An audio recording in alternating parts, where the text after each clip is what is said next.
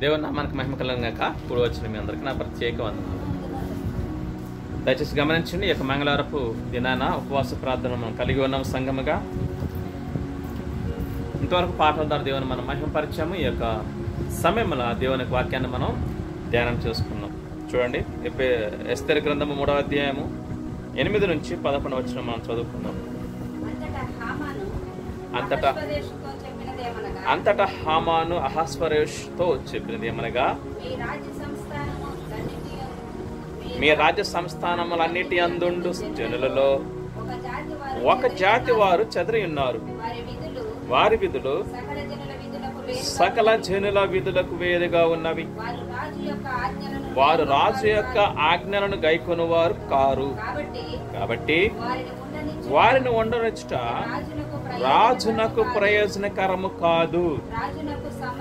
రాజునకు సమ్మతి అయితే వారు హతము చేయబడినట్లును నేను ఆ పని చేయు వారికి 20,000 మణుగుల వెండిని రాజు యొక్క ఖజానాలో ఉంచుటకు తూచి అప్పగించినట్లును చట్టము పుట్టించుమనగా, రాజు తన చేతి ఉంగరమును తీసి దానిని హమ్మేదాత కుమారుడైన అగాగీయుడగు హామాను నాకు ఇచ్చి, ఆ వెండి నీకు ఇయ్యబడి ఉన్నది. నీ దృష్టికి ఏది అనుకూలమో అది ఆ జనులకు చేయనట్లుగా వారును నీకు అప్పగింపబడి ఉన్నారని రాజు సెలవిచ్చెను. ఈ హామాను యూదులకు శత్రువు. చదవబడిన లేఖన భాగము ద్వారా దేవుడు మనల్ని బలపరచును గాక. ఆమేన్. చూడండి, ఇక్కడ మనం చదివాము ఎస్తేరు గ్రంథం 3వ అధ్యాయం 8 నుంచి 11 వచనాలు మనము చదివాం. చదివిన భాగం మీకు అర్థమైందా?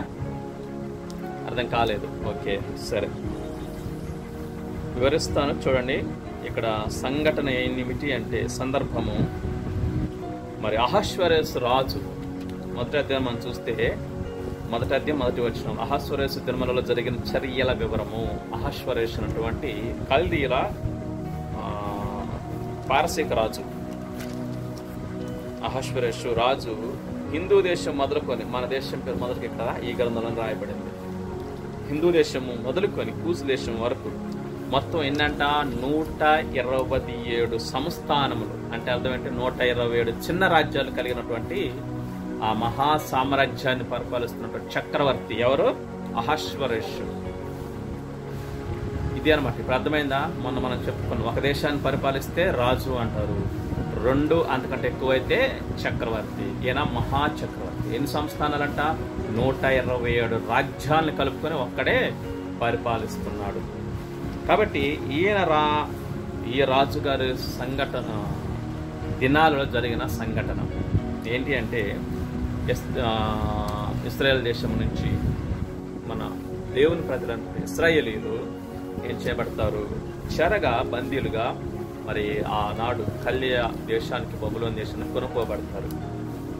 అలా కొనుక్కోబడినటువంటి తర్వాత ఈ పారసీక రాజు అయినటువంటి అహస్వరోషు ఆ రాజ్యాన్ని పరిపాలిస్తూ ఉంటాడు అనమాట.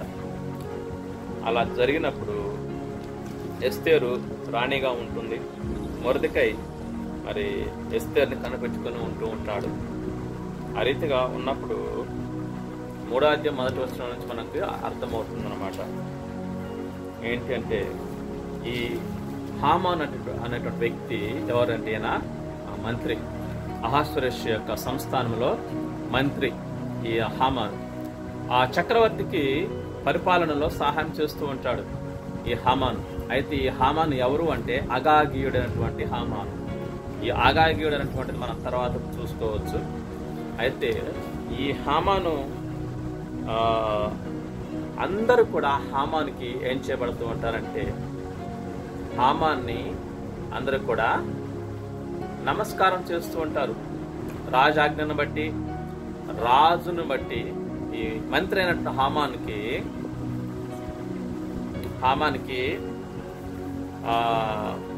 నమస్కారం చేస్తూ ఉంటారు అన్నమాట. ప్రతి ఒక్కరు కూడా వంగి వంగి దండాలు పెడుతూ ఉంటారు.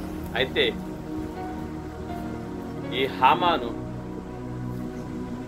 మరి తన యొక్క రాజ్యంలో అనేక మంది చేత నమస్కారాలు, గౌరవ వందనాలు స్వీకరిస్తూ ఉంటాడు. దాన్ని బట్టి ఆయన చాలా గర్వంగా ఫీల్ అవుతూ ఉంటాడు, ఎందుకంటే రాజు తర్వాత నేనే అని. ఆ రీతిగా ఉన్నప్పుడు ఈ యొక్క మొర్దెకాయి ఎవరంటే ఇశ్రాయేలీయుడు, దేవుని ప్రజలైనటువంటి మొర్దెకాయి ఏం చేస్తాడంటే, ఎంతమంది నమస్కారం చేసినా ఈ యొక్క మొర్దెకాయి మాత్రం నమస్కారం చేయడు. ఎవరికి? హామానికి.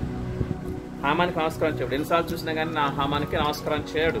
3వ వచనం మనకు కనపడుతూ ఉంటుంది. అయితే రాజసేవకులు మిగిలినట్టు వాళ్ళందరూ కూడా ఏమంటారు ఆ మొర్దెకాయితో, నువ్వెందుకు ఆయనకి నమస్కారం చేయటం లేదు, రాజాజ్ఞను బట్టి నువ్వు నమస్కరించాలిగా అంటే ఆయన పట్టించుకోడు మొర్దెకాయి. అయితే తర్వాత ముందే చెప్పుంటాడు, ఏమంటాడంటే మొర్దెకాయి ఏమంటాడంటే, యూదులు దేవుడికి తప్ప మరి ఎవరికి కూడా వారు నమస్కారము చెయ్యరు, వంగరు. మొర్దెకాయి వంగకి నమస్కరింపకి ఉండుట హామాను చూసినట్టు బహుగా కోపగించుకున్నాడు. వంగటం లేదు, నమస్కారం చేయటం లేదు. అయితే యూదులు తమ దేవుడైనటువంటి యెహోవాకు తప్ప ఎవరికి కూడా నమస్కారం వారు చెయ్యరు. అది ఎందుకు అంటే దేవుడు ఆజ్ఞలో ఒక ఆజ్ఞ కాబట్టి ఎవరికి కూడా నమస్కారం చేయొద్దు, ఎవరికి తల వంచొద్దు అని అర్థం. కాబట్టి దాన్ని బట్టి ఈ మొర్దెకాయి యూదుడు కాబట్టి మన ఈ యొక్క హామానికి నమస్కారం చేయటం లేదు. కాబట్టి హామాన్ ఏం చేస్తాడు, మొర్దెకాయి మీద పగబట్టి ఉంటాడు, పగబట్టి ఒక్క మొర్దెకాయని బట్టి ఏం చేయాలనుకుంటాడంటే, యూదులందరినీ కూడా ఎలాగైనా సరే నేను చంపేయాలన్న ఆలోచన కలిగి ఉంటాడు. దుష్టుడు ఎవరు? హామాన్. యూదులకు శత్రువు. మనం చదివాం కదా 11వ చివరలో, ఈ హామాన్ యూదులకు శత్రువు. ఎందుకంటే మొర్దెకాయని బట్టి యూదులందరూ కూడా అలాగనే ఉంటారు. కాబట్టి ఈ యూదులందరూ అనేవాళ్ళు మన రాజ్యాంగం, మన దేశంలో ఉండకూడదు, ఎందుకంటే వీరు నాకు వ్యతిరేకంగా ఉంటున్నారు, నాకు వినటం లేదు, నాకు లోపడటం లేదు, నాకు నమస్కారం చేయటం లేదు అని చెప్పేసి హామాను ఏం చేస్తాడంటే యూదులందరినీ మరి ఏం చేయాలనుకుంటాడు, నాశనం చేయాలనుకుంటాడు. ఆ హామాను ఎవరు అంటే అగాగీయుడు. అగాగీయుడు అంటే మీకు ఏమైనా గుర్తొచ్చిందా? ఇశ్రాయేల్ రాజ్యాన్ని పరిపాలన చేసిన మొట్టమొదటి రాజు ఎవరు? సౌలు. ఇశ్రాయేల్ రాజ్యాన్ని పరిపాలించిన రాజు ఎవరు? సౌలు. సౌలు తర్వాత దావీదు పరిపాలన చేస్తాడు. ఆ సౌలుని దేవుడు ఎన్నుకుంటాడు. మొదట్లో చాలా బాగా ఉంటాడు, దేవుడు చెప్పినట్టుగా వింటాడు, దేవునికి లోబడతాడు. కానీ తర్వాత రాజు అయిన తర్వాత తప్పిపోతాడు. ఎందుకు తప్పిపోతాడంటే గర్వం వచ్చింది, అహంకారం వచ్చింది, అన్నీ ప్రవేశిస్తాయి. దాన్ని బట్టి తప్పిపోతాడు. ఆ తర్వాత దేవుడు ఏం చేస్తాడు, ఆ రాజ్యాన్ని తీసి దావీదుకి ఇస్తాడు. అలాంటి సౌలుకి దేవుడు ఏం చెప్తాడంటే, అమాలేకులతో యుద్ధం జరిగింది. ఇశ్రాయేల్ ప్రజలకు మరి అమాలేకులకు యుద్ధం జరిగింది. యుద్ధం జరిగినప్పుడు దేవుడు ఏం చెప్తాడు, సమూయేలుతోటి ఆ అమాలేకులందరినీ కూడా చంపేయమంటాడు. అమాలేకుల్ని, పశువుల్ని మొత్తం సర్వనాశనం చేయమంటే ఈ సౌలు ఏం చేస్తాడు 15వ అధ్యాయంలో కొన్ని దాచుకుంటాడు. గుర్తుందా? శ్రేష్టమైన వాటిని దాచిపెట్టుకుంటాడు. పశువుల్లో, గొర్రెల్లో, ఆవుల్లో ఏం చేస్తాడు, శ్రేష్టమైన వాటిని దాచిపెట్టుకొని మిగతా వాటిని అన్నింటిని ఏం చేస్తాడు, చంపేస్తాడు. అలా చంపేసినప్పుడు ఎప్పుడైతే మిగుల్చుకుంటాడో దాన్ని బట్టి ఆ సమూయేలు ఏం చేస్తాడు, గద్దిస్తాడు. ఎవరిని? సౌలుని. క్రొవ్విన పొట్టేళ్లు అర్పించడం కంటే, బలులు అర్పించడం కంటే దేవుని మాట వినటం శ్రేష్టం. 2 సమూయేలు 15వ అధ్యాయము, 1 సమూయేలు 15వ అధ్యాయము 22వ వచనం. దేవుని మాట వినటం శ్రేష్టం. నువ్వు దేవుని మాట వినలేదు కాబట్టి నీ రాజ్యం సదాకాలం ఇశ్రాయేలు మీద ఉంచాలని దేవుడు ఆశపడ్డాడు, కానీ నువ్వు దాన్ని పోగొట్టుకున్నావు. కాబట్టి ఆ రాజ్యాన్ని తీసేసి నీకు పొరుగువాడైనటువంటి దావీదుకు ఇవ్వబోతున్నాడు అని చెప్తాడు. ఎందుకంటే దేవుని మాట వినలేదు. అలా ఉన్నప్పుడు కొంతమందిని చంపేస్తాడు ఈ యొక్క అమాలేకులందరినీ. అందుకు ఒక రాజు ఉంటాడు, అమాలేకులను పరిపాలించే రాజు ఎవరు? అగాగీయుడు. రాజు పేరు తెలియదు కానీ వాళ్ళ ఇంటి పేరు అగాగీయుడు, వంశం పేరు అగాగు. మా పేరు అట్లా మడిగా ఉంది అట్లాగా. కాబట్టి వాళ్ళ ఇంటి పేరేంటి? అగాగీయుడు అనేటువంటి ఆ రాజుని ఏం చేస్తాడంటే ఉండనిస్తాడు. దేవుడు ఏం చెప్పాడు, సమస్తం నాశనం చేయమంటే ఈ సౌలు ఏం చేస్తాడు, ఆ అగాగీయుడు అనే రాజుని బ్రతకనిస్తాడు. ఆ అగాగీయుడు వంశం నుంచి వచ్చినటువంటి వ్యక్తే ఎవరు? ఈ హామాను. ఆ రోజు దేవుడు చెప్పాడు చంపేయమని, కానీ ఆయన చంపలేదు. కానీ ఈనాడు అదే అగాగీయుడైనటువంటి హామాన్ ఏం చేస్తున్నాడు, యూదులందరినీ చంపాలని కుట్ర కలిగి ఉన్నాడు. కాబట్టి గమనించండి, మన జీవితాల్లో కూడా చాలా సార్లు ఇలాగే జరుగుతూ ఉంటుంది. దేవుడు ఏదైతే తీసేయమని చెప్తాడో అది తీసేయకపోతే ఒకానొక రోజు అదే మనల్ని జాగ్రత్త నాశనం చేస్తుంది. అది ఏదైనా కావచ్చు. దేవుడు దాన్ని తీసేయమన్నప్పుడు మనం ఏం చేయాలా? దాన్ని తీసేయాలా. వదిలిపెట్టమన్నప్పుడు దాన్ని వదిలేయాలా. విడిచిపెట్టమన్నప్పుడు దాన్ని విడిచిపెట్టాలి. అది ఏదైనా కావచ్చు, నీకు ఇష్టమైందే కావచ్చు, కానీ దేవునికి ఇష్టం లేదు. అది దానివల్ల మనకు నష్టం కలుగుతుందని దేవునికి తెలుసు, మనకు తెలియదు కదా. మనకు తెలియకపోవచ్చు, కానీ భవిష్యత్తు ఏంటో దేవుడికి తెలుసు. కాబట్టి ఆ మనకిష్టమైనది దేవునికి ఇష్టం లేనిది ఏం చేయాలా? దాన్ని తీసివేయాలి. లేకపోతే ఏదైతే మనం ఉంచుకుంటామో దాని ద్వారా మనం నాశనం అనేది ప్రారంభమవుతుంది. పతనానికి వెళ్ళిపోతాం. అది ఏదైనా కావచ్చు, బలహీనత కావచ్చు, లేకపోతే నీ బలం అనుకుంటున్నటువంటి, నీ వారసత్వం అనుకుంటున్నటువంటి నీ యొక్క బంధువులే కావచ్చు, స్నేహితులే కావచ్చు, లేకపోతే నీ ఇరుగు పొరుగు వారే కావచ్చు, లేకపోతే నీ కులమే కావచ్చు, నీ జాతే కావచ్చు. చాలామంది కులం అనుకుంటే ఏం చేస్తుంటారంటే కులాన్ని పట్టుకొని ఎలాడుతూ ఉంటారు. కులం ఏం చేయలేదు. ఏం చేస్తుంది కులం? ఇంకా నీ దగ్గర ఉన్న వాటిని లాగేసేది తప్ప, ఖర్చు పెట్టిద్ది తప్ప నీకేమీ చేయదు. మేమున్నామని ముందుకు వస్తారు తప్ప నీకు నిజంగా కష్టం వచ్చిన రోజు ఒక్కడు కూడా కనపడ్డు. కాబట్టి చాలా చాలా జాగ్రత్త మనం. ఈ అగాగీడైనటువంటి రాజుని సౌలు ఎలాగైతే ఉండనిచ్చాడో అదే వంశానికి చెందినటువంటి అగాగీడైన హామాన్ ఏం చేశాడు? ఈ యూదులకు శత్రువు అయిపోయాడు. యూదులందరూ చంపేయాలనుకున్నాడు. చూడండి ఒకసారి 3వ అధ్యాయంలో ఇంత చదివాం కదా. ఎన్నో వచనం? 8వ వచనం. ఒక జాతి వారు చెదరి ఉన్నారు, వారిని ఉండనిచ్చుట రాజునికి ప్రయోజనకరం కాదు. రాజునికి సమ్మతి అయితే వారు హతమ చేయబడినట్లు, వారంతా హతమ చేయబడాలి అంటే వారందరినీ చంపేయాలన్నటువంటి ఆలోచన కలిగి ఉన్నాడు. ఎవరు? శత్రువు అయినటువంటి హామాన్. దేవుని ప్రజలకు శత్రువు. అలాగే ఈనాడు కూడా మన జీవితాల్లో మనకు శత్రువు అయినటువంటి చాలా మంది ఉంటారు. మనల్ని ఎదిరించేవారు చాలా మంది ఉన్నారు తెలుసా? చదువుకున్నాం, గుర్తుందా? ఎంతమంది మాట్లాడుకున్నాం. మనల్ని ఎదిరించేవారు అనేకులు. 2వ కొరింథీ పత్రిక 10వ అధ్యాయం 9వ వచనం ప్రకారంగా అనేకులు మనల్ని ఎదిరించేవారు అనేకులు. ఎప్పుడు మనం చూసుకున్న మన శత్రువు ఎవరు?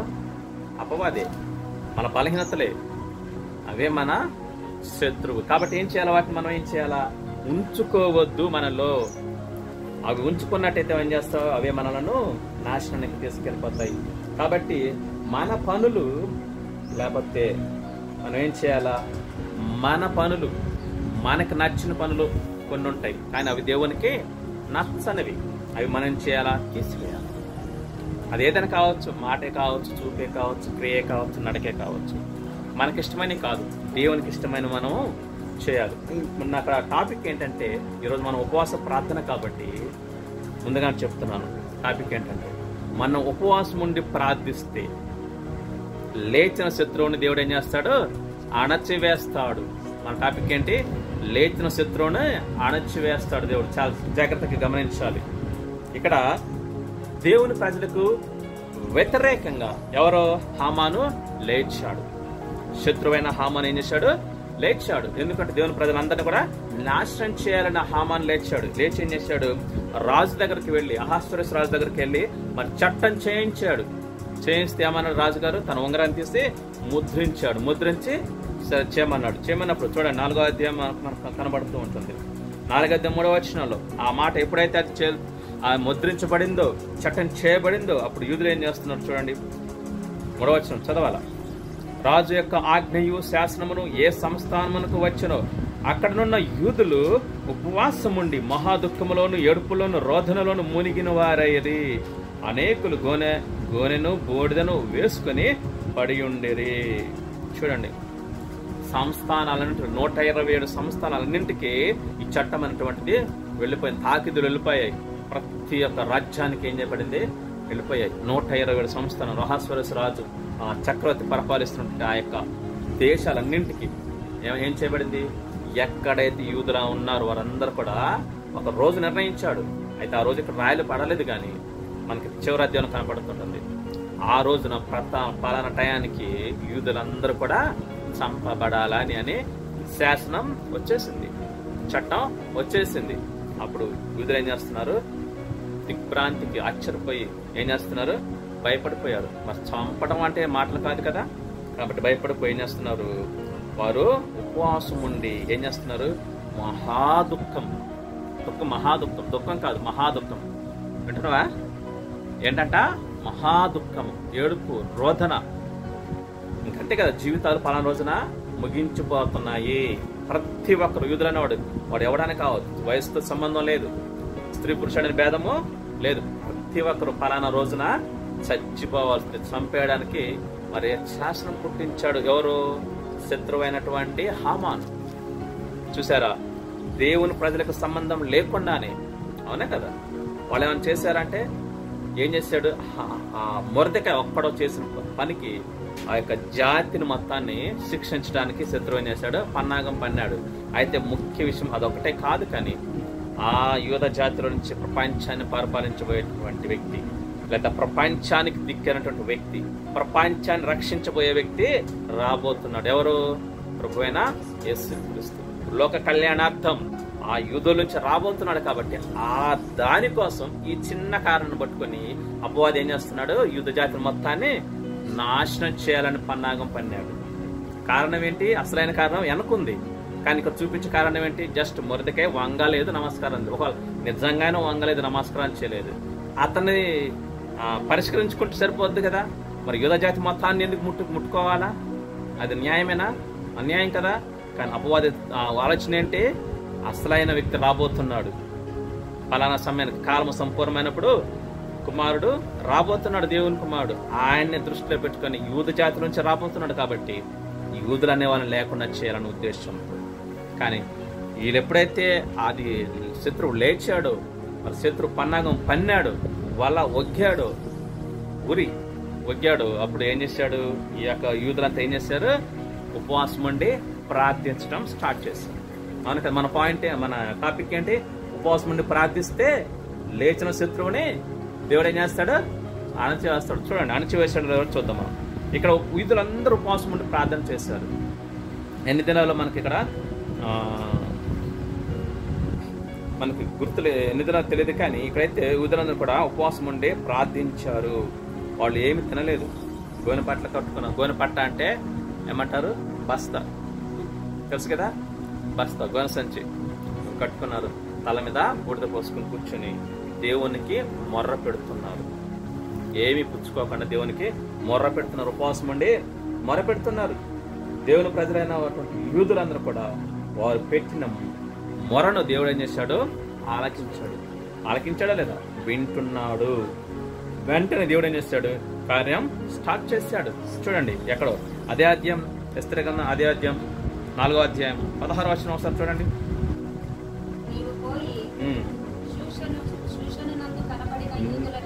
నీవు పోయి సూసానునందు కనబడిన యూదులందరినీ సమాజ మందిరమునకు సమకూర్చి నా నిమిత్తము ఉపవాసం ఉండి 3 దినములు అన్నపానములు చేయకుండుడి.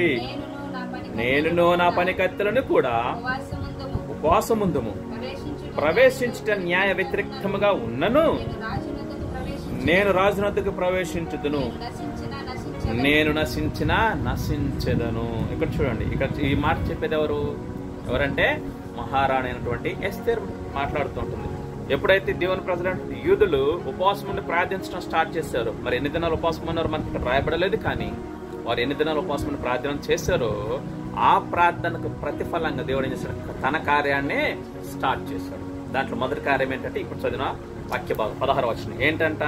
అంతకుముందు మనం చూస్తే 14 నుంచి మనం చూస్తే ఇంకా పై వచనాలు చూస్తే మొర్దెకాయి మరి ఎస్తేరుతో మాట్లాడుతూ ఏమంటున్నాడంటే 14వ వచనంలో, ఈ సమయం కోసమే నువ్వు ఇక్కడికి రప్పించబడ్డావేమో, ఈ సమయం కోసమే దేవుడు నిన్ను ముందుగా తీసుకొచ్చాడేమో. ఐగుప్తు దేశంలో యోసేపుని ఏ రీతిగా అయితే ఇశ్రాయేలు ప్రజలను కాపాడటం కోసం 7 సంవత్సరాలు 7 సంవత్సరాల కరువు నుంచి కాపాడటం కోసం దేవుడు యోసేపుని ఏ రీతిగా ముందుగా తీసుకొచ్చాడు, దీనికోసమే దేవుడు నిన్ను ముందుగా తీసుకొచ్చాడము, తన ప్రజలైనటువంటి యూదులను కాపాడటం కోసం. కాబట్టి అది నువ్వు గుర్తుపెట్టుకో, అది నువ్వు గ్రహించు. నీవు మహారాజుగా మరి భార్యగా ఉంటూ రాజకోటలో ఉంటూ నువ్వు సుఖించడానికో నువ్వు సంతోషించడానికో కాదు. బహుశా ఈ సమయం కోసమే దేవుడు నిన్ను తీసుకొచ్చాడేమో. కాబట్టి నువ్వు చేయవలసింది చేయి. నువ్వు చేయటం మానేసావా, ఒకవేళ నీ సొంతాన్ని జరిగించావా, దేవుడు యూదులకు మరొక దిక్కు నుంచి సహాయాన్ని అందించగలడు. కానీ నువ్వు తప్పిపోతావు, నువ్వు నాశనమైపోతావు, నువ్వు నరకానికి వెళ్తావు. కాబట్టి ఈ సమయం కోసమే నిన్ను దేవుడు తీసుకొచ్చాడేమో. నీకంటూ ఈ సమయంలో నీకు పని ఉంది. కాబట్టి నువ్వు చేయాల్సిన పనిని జాగ్రత్తగా గమనించి అడుగులు ఏమంటున్నాడు మొర్దెకై చెప్తుంటున్నాడు. తన పిన తండ్రి 14-15 మనకు కనపడుతూ ఉంటుంది అన్నమాట. ఈ సమయమును బట్టి ఏ రాజ్యమునకు వచ్చివేమో ఆలోచించుకోమని చెప్పాను మొదట చెప్పాడు. అప్పుడు ఆమె గ్రహింపు కలిగి ఏమంటుంది, నా కోసం మీరందరూ కూడా మరలా 3 రోజులు ఉపవాసం ఉండండి. ఎవరి కోసం? ఎస్తేరు కోసం. అంతకుముందు ఎవరి కోసం ఉన్నారు? వివిధ జాతి మొత్తం కోసం ఉన్నారు. ఎన్ని రోజులు ఉన్నారో కానీ తెలియదు. కానీ అప్పుడు ఎస్తేరు అంటుంది, మీరు నా కోసం ఉపవాసం ఉండండి.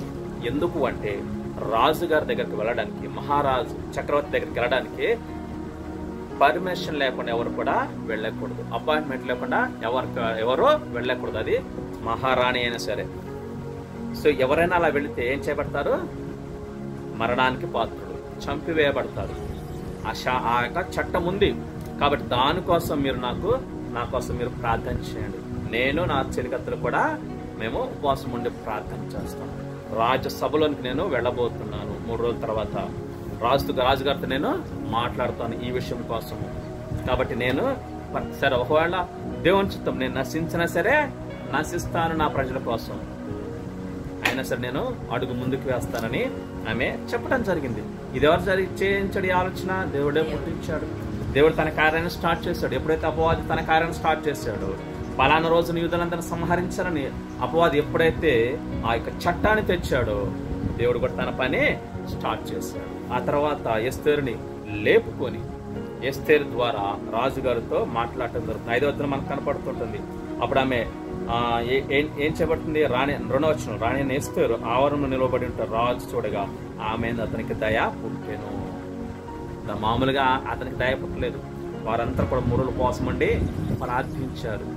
ప్రార్థించడం బట్టి దేవుడు ఏం చేశాడు? దయ కలిగించాడు మా చక్రవర్తికి. అప్పుడు తన చేతున్న దండాన్ని చూపించినప్పుడు ఎస్తేరు రాజుగారి దగ్గరికి వెళ్ళి తన మనవి చేసుకుంటుంది. ఏమని? అయ్యా, నేను చేయించబోయే విందుకు మీరు రావాలి, మీరు హామాను రావాలని చెప్పడం జరుగుతుంది. సరే, వస్తామంటాడు. తర్వాత రోజు వాళ్ళ విందుకు వెళతారు. రాణి అని ఎస్తేరు చేయించిన విందుకు వెళ్ళటం జరుగుతుంది. ఆ తర్వాత మరలా అదే విందులో మరలా అంటుంది, రేపు కూడా నేను విందు చేయిస్తానయ్యా, మీరు రేపు కూడా రావాలి అంటుంది. సరే, వస్తామంటాడు. అలా జరుగుతూ ఉన్నప్పుడు ఈలోగా ఏం జరిగిందంటే, దేవుడు ఎప్పుడైతే అపవాది ఎప్పుడైతే శత్రువు అయినటువంటి సాతాను శత్రువు ఈ హామాను మరి యూదుల జాతి మొత్తాన్ని సంహరించాలని ఒక టైం పెట్టేశాడు. ఒక సమయం నిర్ణయించబడింది. ఆ సమయం దగ్గర పడుతూ ఉంటుంది. అయితే దేవుడు ఊరుకున్నాడా? దేవుడు కూడా ఊరుకోలేదు. దేవుడు ఏం చేస్తాడు చూడండి, ఎస్తేరు గ్రంథంలో మనకు కనపడుతుంది. ఒకవైపు శత్రువు ఏం చేస్తున్నాడు? శత విధాల ప్రయత్నిస్తున్నాడు. యూదులందరినీ కూడా సంహరించాలని ప్రయత్నిస్తున్నాడు. 5వ అధ్యాయం 14వ వచనం చూడండి ఒకసారి. 5వ అధ్యాయం 14వ వచనం మనకు కనపడుతుంది. అతని భార్య అయిన జెరెషును అతని స్నేహితులందరూ 50 మూరల ఎత్తుగల ఒక ఉరుకొయ్య చేయించు, దాని మీద మొర్దెకైని ఊరు తీపబడినట్లు రేపు నీవు రాజుతో మనవి చేయము. చూడండి, ఇక్కడ శత్రువు పండగ స్టార్ట్ చేస్తాడు. ఆల్రెడీ యూదులకు ఒక రోజు నిర్ణయించాడు. కానీ ఇక్కడ ఏం చేయబడుతుందంట? రేపే ఎవరికి? మొర్దెకైని రేపే ఉరి తీయించాలని స్పీడ్గా పనిచేస్తున్నాడు అపవాది. శత్రువు ఏం చేస్తున్నాడు? స్పీడ్గా పనిచేస్తున్నాడు. అయితే మరి అంత స్పీడ్గా పనిచేస్తున్నప్పుడు దేవుడు చూస్తూ ఊరుకుంటాడా? ఆ తర్వాత అధ్యాయం మనకు కనపడుతుంది. 6వ అధ్యాయంలో ఏం కనపడుతుందంటే, అదంతా ఇప్పుడు చదవనవసరం లేదు. కానీ ఒకనొక రోజున రాజుగారిని చంపడానికి, మహారాజునటువంటి అహష్వేరోషుని చంపడానికి 2 వ్యక్తులు పూనుకుంటే దాని నుంచి ఎవరు కాపాడతారు? మొర్దెకై కాపాడతాడు. 2వ అధ్యాయం చివరిలో మొర్దెకై కాపాడతాడు. మొర్దెకై కాపాడినప్పుడు ఆ రాత్రి ఆ రాజుగారికి నిద్ర పట్టకుండా ఏం చేస్తాడంటే తిరుగుతూ ఉంటాడు. ఏం చేస్తాడు? తిరుగుతూ ఉంటాడు. నిద్ర పట్టదు. రాజా యొక్క భవనంలో ఆయనకి నిద్ర పట్టదు. తిరుగుతూ ఉంటే అదే టయానికి హామాను వస్తాడు. ఎందుకు? మనవి చేసుకోవడానికి. రేపు మొర్దెకాయని చంపించడానికి రాజుగారు పర్మిషన్ అనడానికి వస్తాడు. ఈ రాజుగారు చూస్తాడు ఎవరు అక్కడ ఉన్నట్టే, సరే రమ్మంటాడు. అప్పుడు ఆయన రాకముందు వచ్చినప్పుడు ఈ రాజు ఏమంటాడంటే హామాన్తో, హామాన్ చెప్పకముందే ఏమంటాడు, అయ్యా నేను ఒక వ్యక్తిని గణపరచాలనుకుంటున్నాను, కాబట్టి ఏం చేయాలని అడుగుతాడు. మంత్రి అయినటువంటి హామాన్ అడుగుతాడు, అహష్వేరోషు రాజు. ఆ హామాన్ అనుకుంటాడు, బహుశా నన్నే కావచ్చు, నన్నే గణపరచాలని రాజుగారు అనుకుంటాను అనుకుని అని చెప్పేసి చాలా విషయాలు చెప్తాడు. కిరీటం పెట్టాలంటాడు, పైనుంచి కింద తెల్ల అంగీలు వేయాలంటాడు, ఇంకేదో బెల్ట్ పెట్టాలంటాడు. అవన్నీ వివరణ ఇప్పుడు నేను చెప్పడం లేదు కానీ మామూలుగా టూకీగా చెప్తున్నాను అనమాట. బెల్ట్ పెట్టాలంటాడు. ఆ తర్వాత ఒక రాజుగారు 2వ గుర్రం దాని మీద కూర్చోబెట్టాలి. ఒక వ్యక్తి ఆ గుర్రం పట్టుకుని తీసుకెళ్తూ ఉండాలి. ఆ ఎదుట ఉన్నటువంటి వ్యక్తులందరూ, జనాలందరూ ఏం చేయాలా, అతనికి నమస్కారం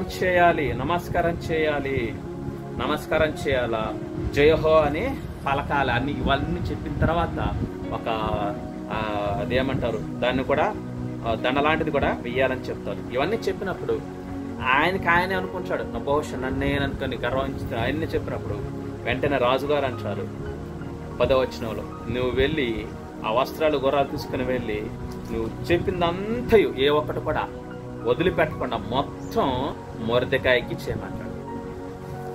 ఆ మొర్దెకాయ చేయమనగానే ఎప్పుడైతే ఆ మాట విన్నాడు గుండెలో పగిలిపోతాయి హామాన్కి. చూసారా, దేవుడు ఏం చేస్తున్నాడు, అపవాది శత్రువు ఏం చేస్తున్నాడు, శత్రువు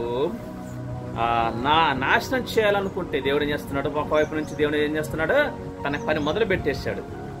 శత్రువు నాశనం చేయాలనుకుంటే దేవుడు ఏం చేస్తున్నాడు, గణపరుస్తున్నాడు. అవునా కదా? అదన్నీ చేయమన్నప్పుడు హామాను మూసుకొని ఏం చేస్తాడు, అన్ని పక్కన పెట్టేసి రాజుగారు చెప్పిన తర్వాత చేయక తప్పదు కాబట్టి ఏం చేస్తున్నాడు, అవన్నీ మొర్దెకాయికి చేయటం జరుగుతుంది. చూసారా ఎంత గొప్ప ఘనత దేవుడు ఇచ్చాడు. శత్రువు ఎంతగా పగబట్టాడు, శత్రువు ఎంతగా మరి నశింపచేయాలని అనుకుంటున్నాడు, అంతకు రెట్టింపు ఘనత దేవుడు ఏం చేస్తున్నాడు, ఇస్తూ ఉన్నాడు, ఇచ్చేసాడు రెట్టింపుగా. అందుకే అన్నాడు కదా దేవుడు జెఫన్యాలో 3:19లో ఏమన్నాడు, నీకు మంచి పేరును ఘనతను ఇచ్చేదను. ఏంటంట, మంచి పేరును ఘనతను ఇస్తాను అంటున్నాడు దేవుడు. ఎప్పుడు దేవునికి లోబడినప్పుడు. ఈ మొర్దెకాయను కూడా చూడండి, చనిపోవాల్సిన స్థితిలో ఉన్నటువంటి ఈ యొక్క మొర్దెకాయని దేవుడు ఏం చేస్తున్నాడు, రెట్టింపు ఘనతనిచ్చి సన్మానింపచేశాడు. అది చూసినటువంటి హామాన్ ఇంకా మరింతగా కుమిలిపోయి ఏం చేస్తాడు, తర్వాత రోజున మనం మరలా విందుకు వెళ్ళాలి. ఎస్తర్ గారు పిలిచినటువంటి విందుకు వెళ్ళాలి. వెళ్ళినప్పుడు ఆ విందుకు తర్వాత మరలా విందుకు వెళ్తారు. విందుకు వెళ్ళినప్పుడు ఆ రాజుగారు హామాను వారు విందు చేస్తున్నప్పుడు అప్పుడు రాజుగారు అడుగుతారు, ఏంటమ్మా నీ కోరిక ఏంటి, 2 రోజుల నుంచి మరి మమ్మల్ని నన్ను ఈ రీతిగా చేస్తున్నావు, నీ కోరిక ఏంటి అని అడిగినప్పుడు ఆమె అప్పుడు చెప్తుందనమాట. 7వ అధ్యాయంలో మనం చూడవచ్చు అనమాట. మమ్మల్ని సంహరించడానికి నేను చెరపట్టబడినటువంటి ఆ యొక్క జనాంగం నుంచి వచ్చాను. నేను చెరపట్టబడిన జనాంగం అంటే దాసుల గృహాల నుంచి వచ్చాను. నేను ఎవరినో కాదు, నేను యూదులకు సంబంధించిన వ్యక్తిని. కాబట్టి మా యూద జాతిని అందరినీ సంహరించడానికి, నాశనం చేయడానికి ఒక వ్యక్తి పూనుకున్నాడు. దాని నుంచి మీరు కాపాడాలని అన్నప్పుడు ఎవరు చెప్పు నేను చేస్తానని అన్నప్పుడు దుష్టుడైనా ఈ హామానే అని చూపించేసరికి ఇక ఆయనకి సౌండ్ లేదు.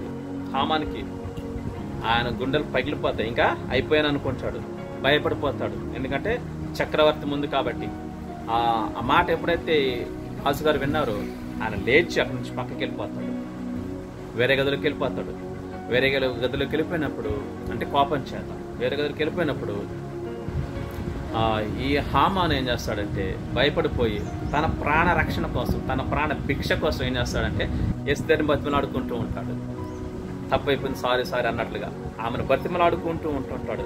అలా బతిమలాడుతూ ఉన్నప్పుడు ఆమె రాజాసనం మీద కుర్చీలో కూర్చొని ఉన్నప్పుడు, రాజాసనం మీద కూర్చొని ఉన్నప్పుడు, సింహాసనం మీద కూర్చున్నప్పుడు ఆమె ఈ హామాను ఆమె కాళ్ళ మీద దగ్గర పడి మరి బతిమలాడుకుంటూ ఉన్నప్పుడు ఈ సన్నివేశాన్ని రాజుగారు చూస్తాడు. ఆమె దగ్గరకు వచ్చి కాళ్ళు పట్టుకోవాలని ఆయన అనుకుంటాడు హామాను. కానీ ఆయన కాళ్ళు పట్టుకోకముందే వంగబోయేసరికి ఈ రాజుగారు ఆ సన్నివేశం చూసామనుకుంటాడంటే నా ఎదుటే నా ముందే రాణిని బలవంతం చేస్తున్నాడు అనుకుంటాడు. ఆ మాట ఎప్పుడైతే అంటాడో, ఎవరు రాజుగారు ఎప్పుడైతే ఆ మాట అంటాడో వెంటనే భటులు ఏం చేస్తారు, వచ్చి హామాన్ని పట్టుకోవటం జరుగుతుంది. ఎందుకు పట్టుకున్నప్పుడు అప్పుడు ఏం చేస్తాడు, ఇతను ఇక్కడ నుంచి తీసుకెళ్ళిపోమంటాడు. వాళ్ళలో కొంతమంది ఒక భటుడు చెప్తాడు, సేవకుడు, అయ్యా ఈ హామాను మొర్దెకై కోసం వారింట్లో ఒక ఉరికొయ్యను సిద్ధం చేసి ఉంచాడంటే ఆ ఉరికి మీదనే అతన్ని చంపేయండి అంటాడు, ఉరి తీసేయండి అంటాడు రాజుగారు. ఎందుకంటే బలవంతం చేయబడి, నా ముందే నా భార్యను బలవంతం చేయబోయాడు కాబట్టి ఇతన్ని ఉరి తీయండి అని చెప్పేస్తాడు. వాళ్ళు తేలిపోయి మన చివరి వచనంలో కనపడుతుంది, 10వ వచనంలో. కాబట్టి హామాను మొర్దెకై కోసం సిద్ధం చేసిన ఆ ఉరికొయ్య మీదనే హామాన్ని ఉరి తీయటం జరుగుతుంది. చూసారా, లేచిన శత్రువుని దేవుడు ఏం చేశాడు, అణచివేశాడు. కాబట్టి ఉపవాసం ఉండి ప్రార్థిస్తే దేవుడు కార్యాలు చేయడానికి సిద్ధంగా ఉన్నాడన్నమాట. కాబట్టి యూదులందరినీ ఈ హామాను శత్రువు ఏం చేస్తున్నాడు, తన ప్రజలను చంపాలి అనేటువంటి ఉద్దేశంతో మరి ఎంతగా లేచాడు అంటే మరి భయంకరంగా పరిస్థితుల్లో మరి మొర్దెకైని యూద జాతిని మొత్తాన్ని నాశనం చేయాలనుకున్నాడు. కానీ దేవుడు ఏం చేస్తున్నాడు, వారిని కాపాడుతూ వచ్చాడు. అంతేకాదు వారికి మంచి పేరును ఘనతను కూడా ఇచ్చాడు. అంతేకాదు అదే శత్రువుని ఏం చేశాడు, అడ్రస్ లేకుండా చేసేసాడు. అదే శత్రువుని నాశనం చేసేసాడు దేవుడు. కాబట్టి ఉపవాస ప్రార్థన ఉన్నటువంటి శక్తి అలాంటిదనమాట. మనకు శత్రువులు ఎంతమంది ఉన్నా ఎవరు ఉన్నా దేవుడు ఏం చేస్తాడు, దేవుడు మనకు జయమిస్తాడు. లేచిన శత్రువుని దేవుడు అణచివేస్తాడు. మన జీవితాల్లో మనకి బలహీనతను కావచ్చు, మన శత్రువులే, మన బంధువులు కావచ్చు మనకు శత్రువులుగా, మన తల్లిదండ్రులు కావచ్చు శత్రువులుగా. అంటే ఆత్మీయ జీవితానికి ఏదైతే శత్రువుగా ఉంటుందో అది మనం గుర్తుపట్టి ప్రార్థించినట్లయితే దేవుడు ఏం చేస్తాడు, ఆ బలహీనత శత్రువుని ఏదైతే ఉంటుందో శత్రువుగా దాన్ని ఏం చేస్తాడు, దేవుడు అణచివేస్తాడు. అది బంధువులు కావచ్చు, స్నేహితులు కావచ్చు, కుటుంబస్తులు కావచ్చు, లేకపోతే నీ బలహీనత కావచ్చు, సినిమా చూసేది కావచ్చు, టీవీ చూసేది కావచ్చు, లేకపోతే బూతులు మాట్లాడేది కావచ్చు. ఇవన్నీ కూడా మనకు మన ఆత్మీయ జీవితానికి శత్రువులే. కాబట్టి వీటన్నింటి ఏం చేస్తాడు, దేవుడు అణచివేస్తాడు. మనం ఉపవాసం ఉండి ప్రార్థించారు వాటి కొరకు, దేవా నేను ఈ యొక్క బలహీనతలో పడిపోతున్నాను, ఇది నాకు శత్రువుగా ఉంది, దయచేసి నాకు సహాయం చేయమని అడిగితే దేవుడు ఏం చేస్తాడు, తప్పకుండా మనకు సహాయం చేస్తాడు. కాబట్టి ఉపవాసం ఉంటున్నట్టు మీరేం చేయాలా, తప్పకుండా మన శత్రువు ఏంటి అన్నది గుర్తుపట్టగలగాలి. మన శత్రువు ఒక మాటలో అపవాదే కావచ్చు, కానీ డైరెక్ట్ అపవాదికి వచ్చి మనతో యుద్ధం చేయడు. చేస్తాడా? మనతో డైరెక్ట్గా అపవాది పోరాటం చేస్తాడా, యుద్ధం చేస్తాడా? చేయడు. ఏదో ఒకటి ఉపయోగించుకుంటాడు. నీ తల్లిదండ్రులను, నీ బంధువులను, నీ స్నేహితులను, టీవీనో, లేకపోతే సెల్ ఫోన్నో, లేకపోతే బూతులు మాట్లాడటము, లేకపోతే దొంగతనం చేయడం, ఇవన్నీ కూడా మనకు ఆత్మీయ జీవితానికి శత్రువులు. వీటిని మనం జయించాలి. ఎలా జయిస్తావు? ఉపవాసం ఉండి ప్రార్థిస్తే తప్ప నువ్వు వాటిని జయించే శక్తి మనకు ఉండదు. కాబట్టి ఉపవాస ప్రార్థన మనకంతగా అవసరం అన్నమాట. కాబట్టి గమనించండి. అంతేకాదు దేవుడు ఏం చేశాడు, ఎస్తేరు గ్రంథం 8వ అధ్యాయం చూడండి ఒకసారి. అంతేకాదు ఏం చేశాడు దేవుడు, 16వ వచనంలో, మరి యూదులకు క్షేమమును, ఆనందమును, సంతుష్టియు, ఘనతయు కలిగిన. చూసారా, దేవుడు ఏం చేశాడు, ఆ ఉన్న పరిస్థితులన్నిటిని మార్చివేసి భయంకరమైనటువంటి ఆ యొక్క నశించిపోవాల్సిన స్థితిలో నుంచి దేవుడు ఏం చేస్తాడు, వారందరికీ క్షేమాన్ని ఇచ్చాడు. అంతేనా? ఆనందాన్ని ఇచ్చాడు. అంతేనా? కాదు. సంతుష్టినిచ్చాడు, తృప్తినిచ్చాడు. అంతేనా? కాదు. ఇంకేం చేశాడు, ఘనతను కూడా ఇచ్చాడు, మంచి పేరును కూడా ఇచ్చాడు. ఆ తర్వాత కింద వచ్చిన చూస్తే ఏమని రాయబడుతుంది, దేశంలో యూదుల ఎడల భయం కలిగెను. చూడండి, దేశంలో యూదుల ఎడల భయం కలిగింది. అంతేకాదు, ఈ యూదుల దేవుడే నిజమైన దేవుడని ఈ దేవుడనే వారు అనుసరించారు. చూసారా, ప్రపంచ దేశంలో చాలా మంది ఏం చేశారంట, ఈయన నిజమైన దేవుడని ఈయనని అనుసరించడం జరిగింది. అంతేకాదు, అదే అధ్యాయం చూడండి ఒకసారి, 7వ వచనంలో, రాజైన అహస్వేరోషు రాణి అయిన ఎస్తేరునకు యూదుడైన మొర్దెకైకిని ఇలాగ సెలవిచ్చిన హామాను ఇంటిని ఎస్తేరునకు ఇచ్చినాను. చూడండి ఎంత గొప్ప కార్యం చేశాడు దేవుడు. ఆ శత్రువును అణచివేయటమే కాదు, వారికి సంతోషాన్ని, ఆనందాన్ని ఇవ్వటమే కాదు, వారికి ఘనతని ఇవ్వటమే కాదు, ఆ శత్రువు యొక్క ఆస్తిని కూడా ఏం చేశాడు, దేవుడే వీరికి ఇచ్చాడు. హామాను ఇంటిని మరలా మొర్దెకైకి ఇవ్వటం జరిగింది. ఇవన్నీ ఎలా జరిగాయి అంటే ఉపవాసం ఉండి ప్రార్థించడం ద్వారానే జరిగాయి. మన జీవితాల్లో కూడా మనం మొదటిగా మన శత్రువు అయినటువంటి బలహీనతను మనము జయించాలి. అది ఏ బలహీనతను కావచ్చు. ఉపవాసం ఉంటున్న మనము మొదటిగా ఎక్కువ సమయం ప్రభుతో గడపాలి, ప్రభు సహాయాన్ని కోరాలి. అవి మన ప్రమేయం ఉండి జరిగినటువంటి, ఇంతవరకు మనం చూస్తాం, మన ప్రమేయంతో జరిగినటువంటి ఆ యొక్క శత్రువు పన్నాగాలు దేవుడు అణిచివేశాడు. మన ప్రమేయం అంటే ఈ మురదకై నమస్కరించకపోవడం, ఒక విధంగా చిన్న ప్రమేయం అనుకుందాం. మన ప్రమేయం ఉండి బలహీనత ఉంచుకున్నా మన ప్రమేయమే, అవునా కదా? దేవుడు వద్దన దాన్ని తీసేయకుండా ఉంచుకుంటే అది మన ప్రమేయమే.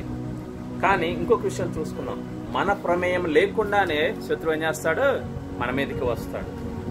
కొన్నిసార్లు మన ప్రమేయంతో మనం బలహీనతలో పడిపోతాం. మన ప్రమేయంతో, మన ఇష్టంతో మనం అపవాదికి చోటిస్తాము. దేనికి? దేవునికి దూరం అవడానికి, అపవాదికి మరి జయించలేకపోవడానికి. అలాంటి సమయంలో ఏం చేయాలా గుర్తుపట్టి ఉపవాసం ఉండి ప్రార్థిస్తే మరలా దేవుడు ఏం చేస్తాడు, జయాన్ని ఇస్తాడు. అయితే కొన్నిసార్లు మన ప్రమేయం లేకుండా కూడా అపవాది ఏం చేస్తాడు, మన మీదకి యుద్ధానికి వస్తాడు, దాడి చేస్తాడు, పడగొట్టాలని చూస్తాడు. అందుకే ఆ మార్కు సువార్త రాయబడింది కదా, ఏర్పరచబడిన వారిని సహితము మోసగించడానికి వస్తాడు. మన ప్రమేయం ఏమి ఉండదు. మన ప్రమేయం లేకపోయినా ఇంతవరకు ఏం చేస్తాం, మన ప్రమేయం ఉండి అపవాది లేచాడు, శత్రువు లేచాడు. అయితే ఇప్పుడు మన ప్రమేయం లేకుండానే చూసుకుందాం. నిర్గమకాండం 17 అధ్యాయం చూడండి, ఎంతమంది మనం ధ్యానించిందే. కాబట్టి మరొకసారి ధ్యానం చేసుకుందాం. మన ప్రమేయం లేకుండా శత్రువు లేస్తాడు మనలను పడగొట్టడానికి. చూడండి, నిర్గమకాండం 17:8 మనం చూస్తే,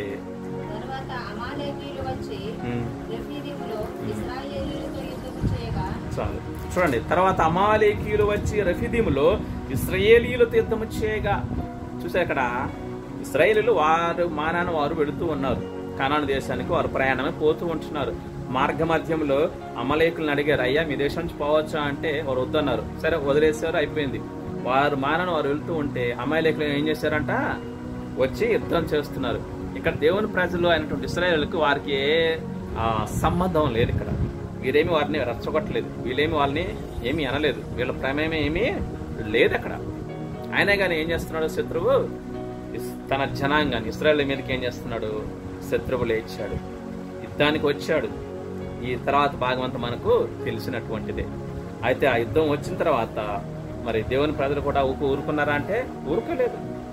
వాళ్ళకి లొంగిపోలేదు, అపవాదికి శత్రువుకి లొంగిపోలేదు. మరి అక్కడ ఏం చేశాడు, ఆ మోషే, యెహోషువ, హూరు, అహరోన్ అంతా ఏం చేశారు, యెహోషువ మనుషులను తీసుకుని పోయి సైన్యం ఏర్పాటు చేసుకుని వారితో యుద్ధం చేయడానికి వెళ్ళాడు. అయితే మోషే, అహరోను, హూరులు ఏం చేశారు, ఆ కొండ మీద ప్రార్థించడం స్టార్ట్ చేశారు. ఎప్పుడైతే వారు ప్రార్థిస్తున్నారు, ఇక్కడ వారు జయాన్ని పొందుకున్నాడు.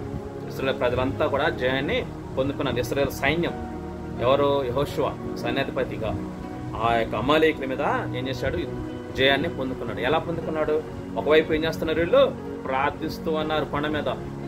మోషే, అహరోను, హూరులు ప్రార్థిస్తూ ఉన్నారు. ప్రార్థన చేస్తూ ఉన్నప్పుడు వీరేం చేస్తున్నారా, ఆ యొక్క కొండ కింద వారు యుద్ధ భూమిలో జయాన్ని పొందుకుంటున్నారు. అవునా కదా? మోషే చేతులెత్తితే ఇశ్రాయేలు గెలుస్తున్నారు, చేతులు దించితే ఓడిపోతున్నారు. అతను ఒక్కడే ప్రార్థన వలనే కాదు, కానీ పక్కన ఇంకా అతనికి అనుబంధంగా, అతనికి సహాయంగా అహరోను, హూరులు కూడా ఏం చేస్తున్నాడు, మరి మోషతో పాటు ప్రార్థిస్తూ ఉన్నారు. కాబట్టి మన జీవితాల్లో కూడా ఏం చేస్తామంటే, మనకు తెలియకుండానే, మన ప్రమేయం లేకుండానే అపవాది లేదా శత్రువు మన మీదకి యుద్ధానికి వస్తాడు. ఆత్మీయ జీవితంలో నేను మాట్లాడుతున్నటువంటి విషయం ఇది. ఆత్మీయ జీవితంలో మనకు తెలియకుండానే, మన పర్మిషన్ లేకుండానే, మనకు తెలియకుండానే మన మీద అనేక రకాలుగా దాడి చేస్తాడు అపవాది. అవి నిందలు కావచ్చు, అవమానాలు కావచ్చు, మరి అబద్ధ సాక్ష్యాలు కావచ్చు. నీకు వ్యతిరేకంగా అపవాది ఏం చేస్తాడు, అనేక మంది శత్రువుల్ని లేపుతాడు. అలాంటప్పుడు ఏం చేయాలా, ఉపవాసం ఉండి ప్రార్థన చేస్తే దేవుడు ఏం చేస్తాడు, వాటన్నిటి మీద నీకు జయాన్ని ఇస్తాడు. లేచిన శత్రువుని దేవుడు ఏం చేస్తాడు, అణచివేస్తాడు. ఇక్కడ ఇశ్రాయేలు ప్రజల మీద లేచిన అమాలేకులను దేవుడు ఏం చేస్తాడు, ప్రార్థించగానే వారికి జయాన్ని ఇచ్చాడు, లేచిన శత్రువుని అణచివేశాడు. కాబట్టి గమనించండి, అందుకే మనకు ప్రార్థించే యోధులు కావాలి, అలాగే పోరాడే యోధులు కూడా కావాలి. మనమే ప్రార్థించే యోధులుగా ఉండాలి, పోరాడే యోధులుగా ఉండాలి. మనము ఉంటూ అనేకులను కూడా ప్రార్థించి యోధులుగా లేవనెత్తాలి, వారికి నేర్పించాలి. మన తర్వాత రాబోయే వారికి ప్రార్థన యోధులు కావాలి. అందుకే సంఘంలో పరిచయ చేయడానికి అనేకులు కనపడుతూ ఉంటారు. నాలుగా ప్రసంగం చేసేవారు కనపడతారు, పాటలు పాడేవారు కనపడతారు, అంతేనా, స్వార్థ చేసేవారు కనపడతారు, మరి సంఘంలో పనులు చేసేవాళ్ళు కనపడతారు, ఊడ్చేవాళ్ళు, సాపలేసేవారు, కడిగేవాళ్ళు అందరూ కనపడుతున్నారు లేదా? అందరూ కనపడతారు. కానీ ప్రార్థించే ప్రార్థన యోధులు మాత్రం కనపడరు. అంటే చూడటానికి కనపడరు. అంటే అర్థం ఏంటి? వారు రహస్యంగా ప్రార్థిస్తూ ఉంటారు. కాబట్టి అలాంటి ప్రార్థన యోధులు ఏ సంఘం అయితే కలిగి ఉంటుందో ఆ సంఘం బహుగా విస్తరిస్తుంది. ఆ సంఘం విజయపదంలో నడుస్తుంది, ముందుకెళ్తుంది. దేవుని కొరకు అనేక మందిని నడిపించగలుగుతుంది. కాబట్టి గమనించండి, మనకు తెలియకుండా లేచిన శత్రువుని ఉపవాస ప్రార్థన ద్వారా మనం జయించగలుగుతాం. దేవుడు అణచివేస్తాడు ఆ శత్రువుని. కాబట్టి గమనించండి, లేచిన శత్రువుని దేవుడు ఏం చేస్తాడు? అణచివేస్తాడు. మన ప్రమేయం లేకుండా లేచిన శత్రువులను ఏం చేస్తాడు? దేవుడు అణచివేస్తాడు. అందుకే వినాలి, ప్రార్థించే యోధులు కావాలి, పోరాడే యోధులు కావాలి. మనం అలా తయారవ్వాలి.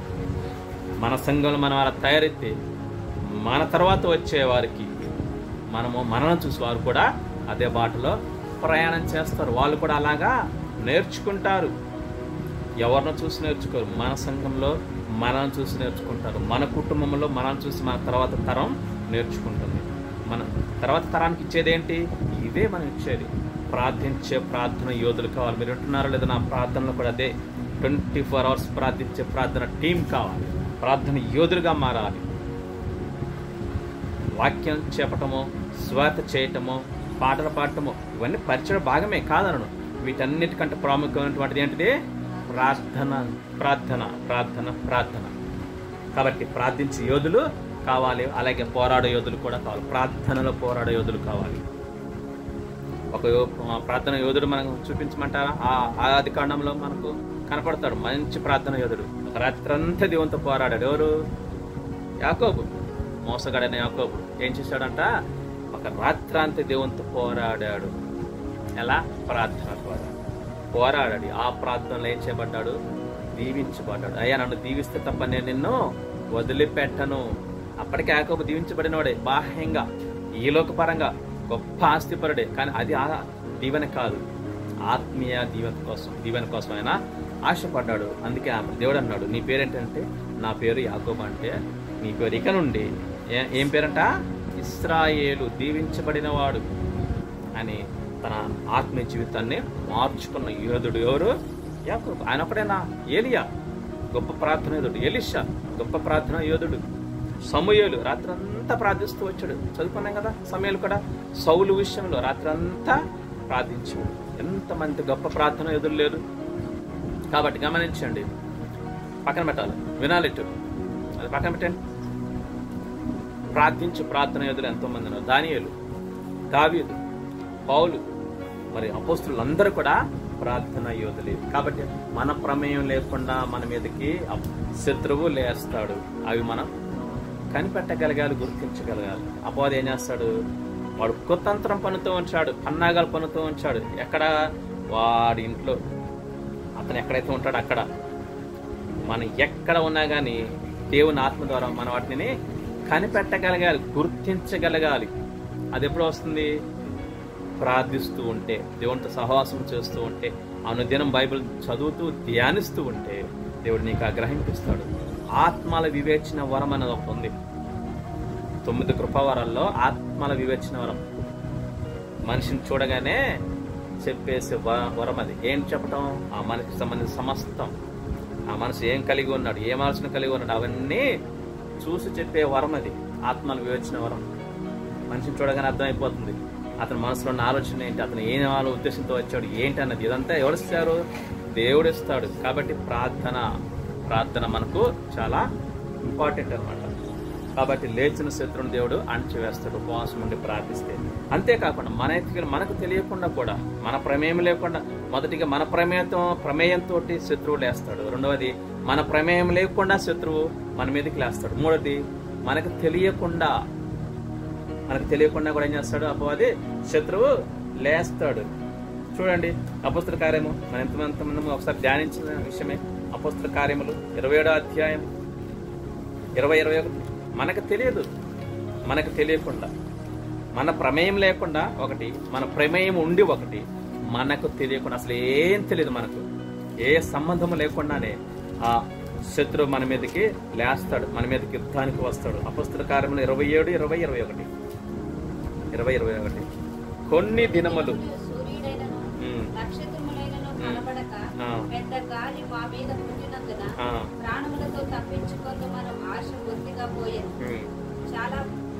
వారు బహుకాలము భోజనము లేక ఉన్నందున పౌలు వారి మధ్యలో నిలిచి, అయ్యలారా, మీరు నా మాట విని క్రేతు నుండి బయలుదేరకయే ఉండవలసినది. అప్పుడే హానియు నష్టమును కలగకపోవు. ఇప్పుడైనా ఇక్కడ చూస్తే అపొస్తలుల కార్యం 20వ అధ్యాయంలో 20-21 మనం చదివాము. తెలియకుండా అపవాది లేచాడు, శత్రువు లేచాడు. తన దాస్తులైనటువంటి వారి మీదకి శత్రువులు ఏం చేశాడు? తెలియకుండానే లేచాడు. వీళ్ళు ప్రయాణం చేస్తున్నారు. ఎంతమంది? 276 మంది ఓడలో ప్రయాణం చేయడానికి ఇటలీ నుంచి బయలుదేరారు. క్రేతు నుంచి మరి ఇటలీ వెళ్ళడానికి బయలుదేరారు. బయలుదేరినప్పుడు వాతావరణం ఎలా ఉంది? మంచిగా ప్రశాంతంగా ఉంది. కొన్ని దినాలైన తర్వాత స్టార్ట్ అయింది. ఏంటిది? తుఫాను, భయంకరమైన తుఫాను, గాలి, బీభత్సం, మేఘాలు, మబ్బులు స్టార్ట్ అయ్యి ఇక వారు బ్రతుకుతామని ఆశ కూడా వారికి లేదు. వారు బ్రతుకుతామని ఆశ కూడా లేదు. సరుకులన్నీ సముద్రంలో పడేస్తారు. కేవలం మనుషులు మాత్రం మిగిలిపోయారు. తప్పించుకుంటాము, మేము ప్రాణంతో బయటకు వస్తామని ఆశ ఏ మాత్రం కూడా లేదు. శత్రువు చేసినటువంటి పని ఇది, శత్రువు చేసిన పని ఇది. అప్పుడు మాట్లాడుతున్నాడు పౌలు గారు, కొన్ని దినాలైనా సరే వారు సూర్యుని కూడా నక్షత్రాలను కూడా వారు చూడలేదు. చిమ్మ చీకట్లో ప్రయాణం చేస్తున్నారు. ఎటు వెళ్తున్నారో తెలియని పరిస్థితి, గమ్యం లేని పరిస్థితి, గమ్యం లేని ప్రయాణం. కొట్టుకెళ్ళిపోతున్నారు వర్షానికి, గాలికి, గాలి బీభత్సానికి, ఆ తుఫానుకు కొట్టుకెళ్ళిపోతున్న ఓడ. అలాంటి పరిస్థితుల్లో ఆత్మీయ జీవితంలో కూడా మనకు కొన్నిసార్లు అలాగే జరుగుతూ ఉంటుంది. శత్రువు మన ప్రమేయం లేకుండా మనకు తెలియకుండా ఏం చేస్తాడంటే భయంకరమైన పరిస్థితులు ఏర్పరుస్తాడు. మన చుట్టూ భయంకరమైన పరిస్థితులు ఏర్పడతాయి. దానికి దేవుడు ఒక్కొక్కసారి అనుమతిస్తాడు. ఎందుకంటే మనం నేర్చుకోవడానికి, మనం ఎదగడానికి, మనం ఇంకా ప్రభువుని సమీపించడానికి ప్రభువే అనుమతిస్తాడు కొన్నిసార్లు. అయినా సరే ప్రభు అనుమతించినా సరే మనం ప్రభు పాదాలు పట్టుకుంటే తప్పించుకునే మార్గం దేవుడు మనకు ఇస్తాడు. అయితే కొన్నిసార్లు ప్రభు అనుమతి లేకుండా కూడా అపవాది కలగ చేస్తాడు, శత్రువు లేస్తాడు. ఎందుకు? మనలను నాశనం చేయడానికి, మనలను పడగొట్టడానికి, ఆత్మీయ జీవితంలో నరకానికి ఈడ్చుకెళ్ళిపోవడానికి వాడితో పాటు. కాబట్టి అలా లేచిన శత్రువును నాశనం చేయాలంటే ఏం చేయాలి? ఒకటే, ఉపవాస ప్రార్థన. ఉపవాసం ఉండి ప్రార్థిస్తే లేచిన శత్రువుని దేవుడు ఏం చేస్తాడంటే అణచివేస్తాడు. ఇక్కడ తెలియకుండా జరిగినటువంటి సంఘటన ఇది. శత్రువు లేచాడు వారినందరినీ నాశనం చేయాలని. అయితే ఏ రోజైతే ఆ శత్రువు లేచాడు అదే రోజు దేవుడు కూడా తన పని స్టార్ట్ చేశాడు. ఎలా? పౌలు గారి టీం ద్వారా. వారేం చేశాడు? వారేం చేశారు? ఆ రోజు నుంచి ఉపవాసం ఉండటం స్టార్ట్ చేశారు. ఎప్పుడైతే ఆ పరిస్థితి స్టార్ట్ అయిందో, ఆ శత్రువు ఎప్పుడైతే ఆ పరిస్థితిని కలిగించాడో వెంటనే దేవుడు కూడా రెండో వైపు తన దాసులైనటువంటి పౌలు గారి ద్వారా, వారి టీం ద్వారా ఏం చేశాడు? ఉపవాస ప్రార్థనకు ప్రేరేపించాడు. వారు ఉపవాసం ఉండి ప్రార్థించారు. అవునా లేదా? ప్రార్థించారు. ఉపవాసం ఉండి ప్రార్థించినప్పుడు చూడండి, అదే అధ్యాయంలో ప్రార్థించినప్పుడు 33-34 వచ్చిన మనం చూస్తే, అది కాదు చదవండి. తెల్లవారుచుండగా పౌలు 14 దినముల నుండి మీరేమి పుచ్చుకొనుకునగా ఉపవాసం చాలు. ఇక్కడ చూడండి, 14 దినముల నుంచి ఏం చేస్తున్నారంట? ఉపవాసంతో ఉంటున్నారు. ఉపవాసం ఉండి ప్రార్థిస్తున్నారు. పౌలు గారు, తన యొక్క టీం, తనతో పాటు లూకా గారు, తిమోతి వాళ్ళు కొంతమంది ఉన్నారు. కాబట్టి వీరంతా ఏం చేస్తున్నారు? 14 రోజుల నుంచి ప్రార్థిస్తూనే వస్తున్నారు. ఎందుకంటే పరిస్థితులన్నీ వ్యతిరేకంగా ఉన్నాయి. మరి ఆ శత్రువు లేచాడు. మరి ఆ శత్రువుని అణచివేయాలి, శత్రువుని జయించాలి. కాబట్టి వీరేం చేస్తున్నారు? ఉపవాసం ఉండి ప్రార్థిస్తున్నారు. ఉపవాసం ప్రార్థించినప్పుడు ఆ ఉపవాస ప్రార్థనకు ఫలితం చూడండి. 23వ వచనం, 22వ వచనం నుంచి, ఇప్పుడైనను ధైర్యం తెచ్చుకున్నాడని మిమ్మను వేడుకొనుచున్నాను. ఓడకే గాని మీలో ఎవని ప్రాణమునకో హాని కలుగదు.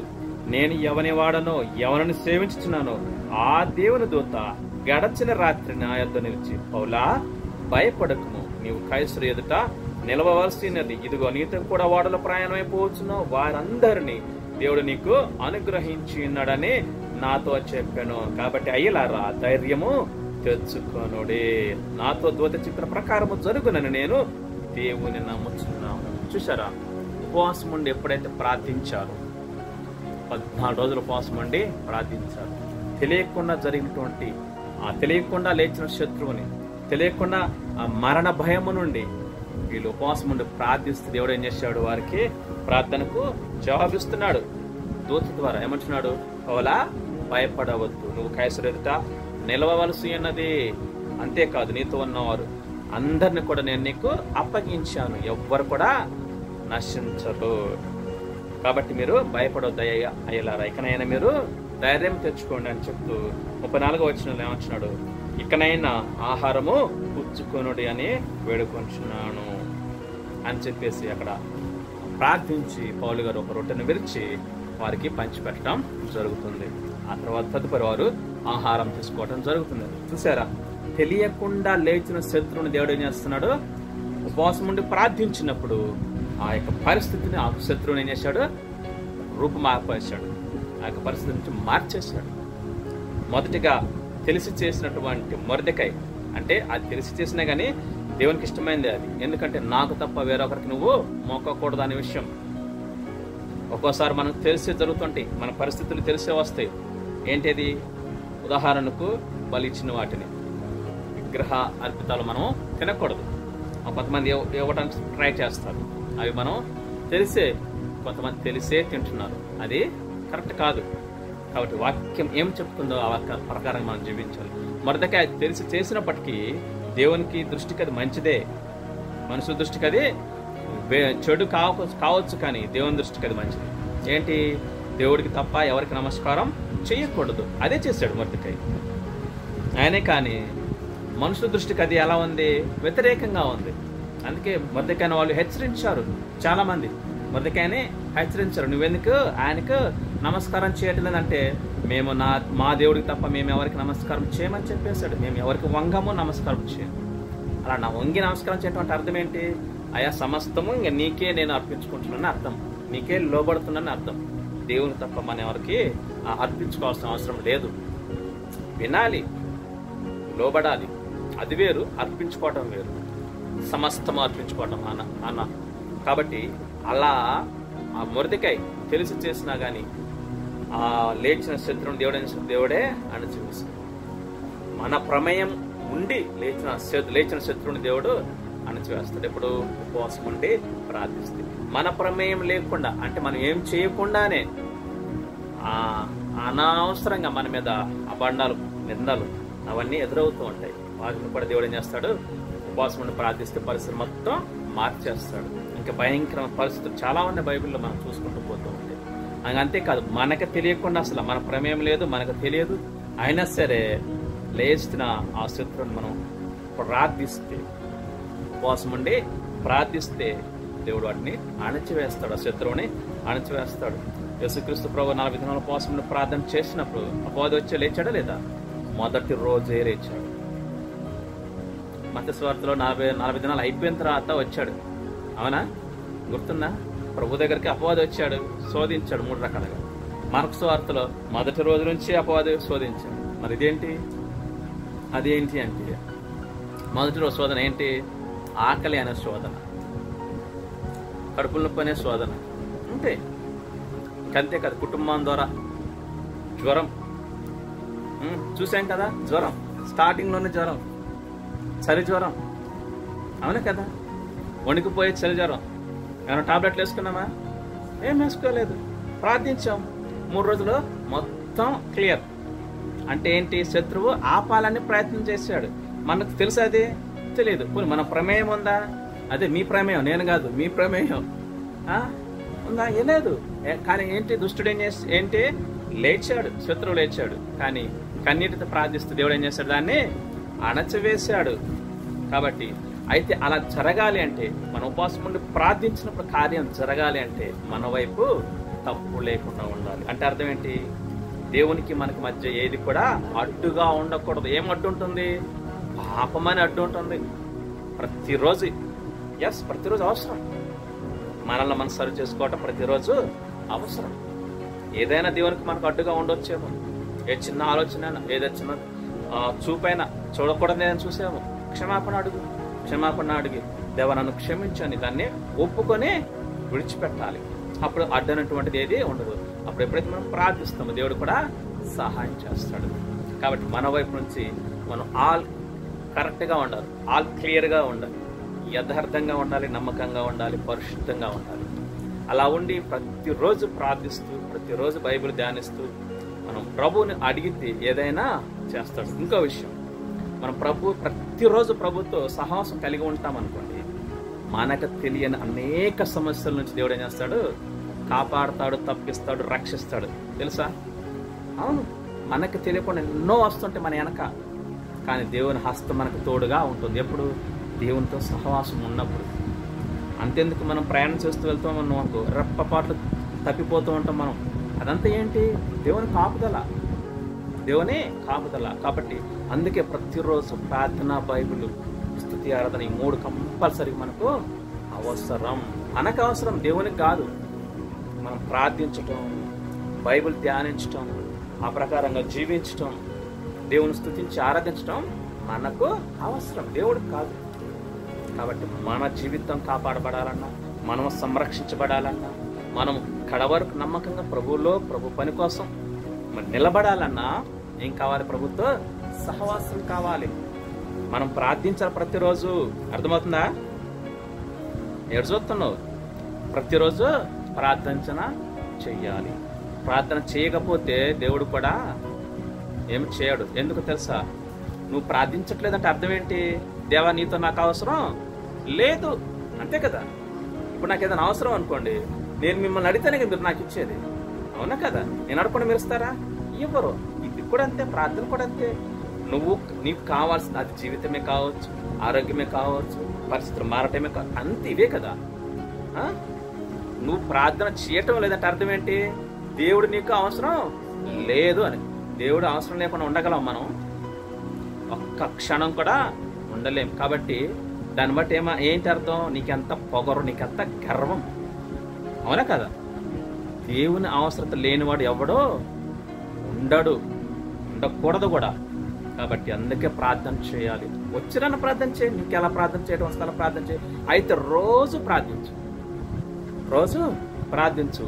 ఆ ప్రార్థన ఎలా చేయాలో దేవుడే నేర్పిస్తాడు. అయితే నువ్వు కూడా అడగాలి, దేవా నాకు ప్రార్థన చేయటం నేర్పించు అని నువ్వు కూడా అడగాలి, ఆశపడాలి. అర్థమవుతుందా? వింటున్నావా? ప్రతిరోజు ప్రార్థన చేయటం, ఆశపడాలి. టీవీ చూడటము, 10 గంటలకు నిద్రపోవటం, ఇది కాదు కరెక్ట్, ఇది కాదు. చాలా జాగ్రత్త. మనము దేవుని సన్నిధికి వస్తున్నామంటే ఎందుకు? మన జీవితాన్ని మార్చుకోవడానికి వస్తున్నాము. మనం అందరం బలహీనులమే, కాదనను, నేను బలహీనుడినే. మనం ఏం చేయబడాలి? ప్రతిరోజు మారాలి, ప్రభువుకి ఇష్టంగా మారాలి, ప్రభు రూపులకు మారాలి. లోకానుసారమైన జీవితం వదిలిపెట్టి ప్రభుకి ఇష్టంగా మనం జీవించాలి. అలా జీవిస్తూ అనుదినము ప్రార్థన, బైబిల్, వాక్యదానం కలిగి ఉంటే అప్పుడు దేవుడు నువ్వు అడిగింది వెంటనే ఇస్తాడు. నువ్వు అడగకుండా కూడా దేవుడు సహాయం చేస్తూనే ఉంటాడు. చేయట్లేదా? సూర్యుడు ఇస్తున్నాడు, వర్షం ఇస్తున్నాడు, తినడానికి తిండి ఇస్తున్నాడు, కట్టుకోవడానికి బట్టలు ఇస్తున్నాడు, ఉండటానికి ఇల్లు ఇస్తున్నాడు, మంచి ఆరోగ్యం ఇస్తున్నాడు. ఇవన్నీ ఎవరు ఇస్తున్నారు? దేవుడు ఇవ్వట్లేదా? కాబట్టి ప్రతిరోజు మనం దేవునితో సహవాసం అనేది వెరీ ఇంపార్టెంట్. అంతేకాదు, అసలు ఈ భూమికి మనం ఎందుకు వచ్చాం అనే విషయాన్ని కూడా మనం దేవుణ్ణి అడగాలి. ఎందుకు? తను దేవునికి ఒక ప్రత్యేకమైన ప్రణాళిక ఉంది మన పట్ల, అవునా కదా? ఆ ప్రణాళిక ఏంటి అన్నది మనం దేవుడు తప్పకుండా తెలియజేస్తాడు. ఇంకంతేకాదు, సంఖ్యాకాండం 22:5-6 తీయోతులకి అనే సమయం ఎక్కువైంది అనుకుంటాను. కాబట్టి గమనించినట్లయితే అక్కడ కూడా మరి దేవుని ప్రజలంటే ఇశ్రాయేలీయులకు శత్రువులు లేస్తాడు. వాళ్ళకి తెలియదు, ఇశ్రాయేలు ప్రజలకు తెలియదు. వారు వారు వెళ్ళిపోతూ ఉంటారు. మోయాబు రాజు అయినటువంటి బాలాకు ఏం చేస్తాడంటే బిలామును పిలిపిస్తాడు. ఈ బిలాము ఎవరంటే దేవుని ప్రవక్త. ఎవరో? దేవుని ప్రవక్త. దేవుని ప్రవక్తే దేవుని బిడ్డలను శపించడానికి ఈ బాలాకు రాజు మోయాబు రాజు ఏం చేస్తాడు, పిలిపిస్తాడు, శపించాలి రాయ అంటే ఆయన వస్తాడు, బుద్ధి లేకుండా వస్తాడు. వాళ్ళు ముందే చెప్తారు, పలానా దేశం నుంచి ఐగుప్తు నుంచి కొన్ని లక్షల మంది నాకు ఇక్కడికి వచ్చారయ్యా నా దేశం మీదకి. వాళ్ళు వచ్చింది యుద్ధానికి కాదు, వాళ్ళ దారిలో వాళ్ళు వెళ్ళిపోతూ ఉన్నారు. వెళ్ళిపోతే నేను భయపడి వాళ్ళు ఎలా ఉన్నారంట, పచ్చిక బిడి నాకి వేసే అంత జనసమూహం అంట. యుద్ధం ఒక పచ్చిక బిడి నాకి వేయటం అంటే అర్థం ఏంటి, ఆ పచ్చిక గడ్డిని తిని మేసేయటం. అలా ఉన్నారు. వారిని నువ్వు శపించాలి, రమ్మంటే బుద్ధి లేకుండా వస్తాడు. మళ్ళీ దేవుని ప్రవక్తే ఎవరు, బిలాము. అయితే దేవుడిని అడుగుతాడు, దేవుడిని అడిగి దేవుడు ఏమంటాడు, వద్దు అంటాడు. 3 సార్లు అడుగుతాడు, సరే వెళ్ళు అంటాడు. మరి ఏం చేస్తాడు మరి దేవుడు? 3 సార్లు అడిగినప్పుడు కానీ ఫస్ట్ వద్దు అంటాడు, మరలా అడుగుతాడు, వద్దు అంటాడు, 3 సార్లు మరలా అడుగుతాడు, సరే వెళ్ళు అంటాడు. ఇప్పుడు మనం వద్దు అని చెప్తున్నావు, ఆ పని చేద్దురా అంటున్నావు, నువ్వు చేస్తానప్పుడు నేను మాత్రం ఏం చేయగలుగుతా, సరే చెయ్యి అంటాం. తర్వాత తీరామేంటి, దానివల్ల నష్టం కలిగింది కాబట్టి వద్దు అంటాం. చెప్పిన మాట వినాలి. అదే అంటాడు దేవుడు, వద్దు అంటాడు. 3వసారి సరే వెళ్ళు అంటాడు. వెళ్తాడు. వెళ్ళి ఆ బాలాకు రాజు బిలాముని తీసుకెళ్ళి ఒక కొండ మీద తీసుకెళ్ళి, అగో చూస్తున్నావు కదా వారినంతా శపించు. అక్కడ కూడా దేవుడు గద్దిస్తాడు. వినడు. శపించడానికి ట్రై చేస్తే ఆయనకి తెలియకుండానే, బిలాముకి తెలియకుండానే పరిశుద్ధాత్మ ప్రేరేపితుడై వారిని దీవిస్తాడు. ఎవరిని? ఇశ్రాయేలు ప్రజాన్ని దీవిస్తాడు. అయ్యా అప్పుడు బాలాకు రాజు అంటాడు, అదేంటయ్యా శపించమంటే దీవించమంటే, నాకేం తెలుసు, నా నోట దేవుడు ఆయనే పలికాడు. అందుకే కొత్త నిబంధనలో దేవుడు అంటాడు, మిమ్మల్ని రాజుల యొద్ద కానీ అధికారులతో నిలబెట్టినప్పుడు మీరేం మాట్లాడాలని భయపడవద్దు, ఆ క్షణాన పరిశుద్ధాత్ముడే మాట్లాడతాడు. అలాగే జరిగింది. దేవుని దాసులను, దేవుని బిడ్డలను శపించడానికి బిలాము ఎప్పుడైతే వచ్చాడో, శపించాలని పూనుకున్నాడు. దేవుడు ముందుగానే చెప్తాడు, వద్దు అన్నాడు, వినలేదు. సరే ఎలా వెళ్ళమన్నాడు. ఎప్పుడైతే శపించడానికి వెళ్ళాడో, శపించడం పోయే టయానికి ఏం చేశాడు దేవుడు, మార్చేసి శాపాన్ని పలిక నోట దీవెని పెట్టాడు. ఇస్రాయేలు ప్రజలందరూ దీవించాడు. దీవించమంటే సరే ఇదో జరిగిందిలే అంటే, సరే మళ్ళీ రెండోసారి ఇంకో కొండ మీద తీసుకెళ్తారు, వేరే పక్కకి ఇంకొక సైడ్ తీసుకెళ్ళి, ఎక్కడి నుంచి చూడు కనబడుతున్నాడు, నాకు కనబడుతుంది, శపించు అంటాడు. మరలా రెండోసారి మరలా శపించబోయే టైం మరలా దేవుడు ఏం చేస్తాడు, మరలా ఆయన నోట దీవెన వాక్య పెడతాడు. అంటే మరలా ఇశ్రాయేలుని దీవిస్తాడు. ఇక 3వసారి కూడా అలాగే జరిగింది. నువ్వు 3 సార్లు నన్ను మోసం చేసినావు, ఇక వెళ్ళిపో అంటాడు. వెళ్ళిపో అంటే అప్పుడు ఆయన వెళుతూ ఏమంటాడంటే, పనికి మాలిన సలహా ఇచ్చి వెళ్ళిపోతాడు. ఆ సలహా వల్ల ఇశ్రాయేలు ప్రజలు దేవుని శాపానికి గురవుతారు. కాబట్టి పనికి మాలిన సలహాలు మనం తీసుకోవద్దు. ఆ బిలాము ఏం చేస్తాడంటే, వెళుతూ వాళ్ళు ఎవరి మాట వినరు, తమ దేవుడి మాట తప్ప ఎవరి మాట వినరు. ఏం చేస్తావంటే, వారిలో నీ దేశంలో స్త్రీలను వాళ్ళకి మరి పంపించు, వారు పాపం చేసేలాగా చెయ్యి, విగ్రహారాధన చేయించు మీకు చేతనైతే. అప్పుడు వారి దేవుడు వారిని శపిస్తాడని చెప్పేసి వెళ్ళిపోతారు. అలాగే చేస్తారు. అంటే వాళ్ళు లక్షల మంది ఉంటారు కాబట్టి ఒక రోజులోనే ప్రయాణం చేయలేదు. ఒక చోట ఆగారంటే కొన్ని నెలలు అక్కడ ఉంటారు అన్నమాట. సో అలాంటి టైంలో వీళ్ళ దేశంలో ఉన్నటువంటి స్త్రీలందరూ అటు వెళ్ళిపోవటం జరుగుతుంది. కావాలనే, వాళ్ళకి తెలియకుండానే వెళ్ళిపోవటం జరుగుతుంది. అట్లా పాపం చేస్తారు వాళ్ళు కూడా. ఇశ్రాయేలు దేవుడు అప్పుడు బాగా కోపడి వారిని తెగులతో చంపడం జరుగుతుంది. కాబట్టి ఇతరుల మాటలు కూడా మనం వినకూడదు. చాలా జాగ్రత్త. మనకు తెలియకుండానే ఆ మాటలు ఎలా ఉంటే మనకు తీయగా అనిపిస్తాయి. ఎందుకు? నా మేలు కోసమే చెప్తున్నాడు, నా మంచి కోసమే చెప్తున్నారు. ఉపవాస ప్రార్థన స్టార్ట్ చేసినప్పుడు ఏమన్నారు, నువ్వు అసలే బక్కగా ఉన్నావు, హాస్పిటల్ పాలు అవుతావు అన్నారా లేదా? అలాంటి మనకేముంటుంది, నిజమే కదా అనిపించుద్ది. అయితే దేవుని సహాయం కోరాలి. ఒకవేళ నిజంగానే మనకు అట్లా అనిపించింది అనుకో, అయ్యా మరి ఇలా అంటున్నారు, నువ్వేం చెప్తావు అని దేవుడిని అడిగితే అప్పుడు దేవుడు ఆయన సలహా ఇస్తాడు. ఆయన సలహా తీసుకోవాలి, మనం దేవుని సలహా తీసుకోవాలి. మనుషుల సలహాలు పాటించకూడదు.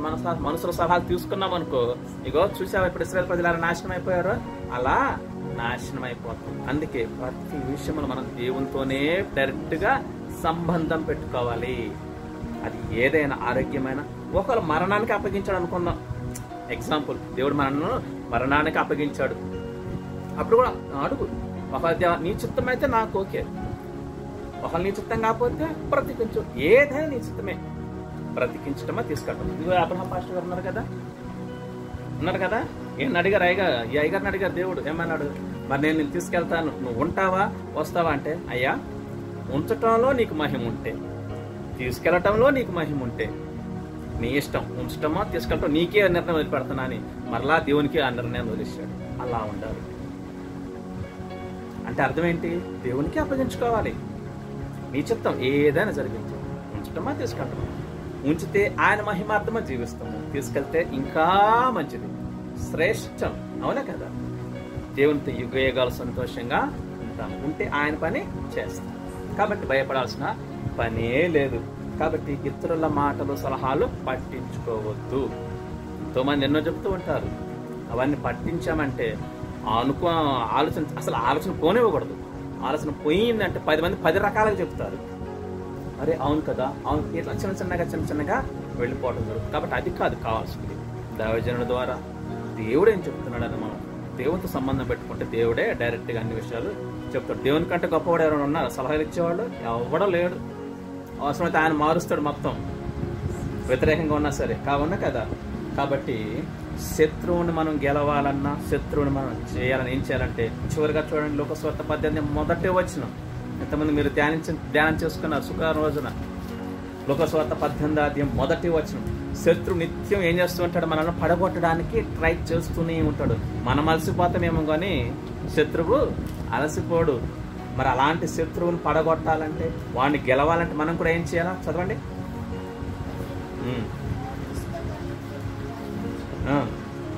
గట్టి చదువు. అదే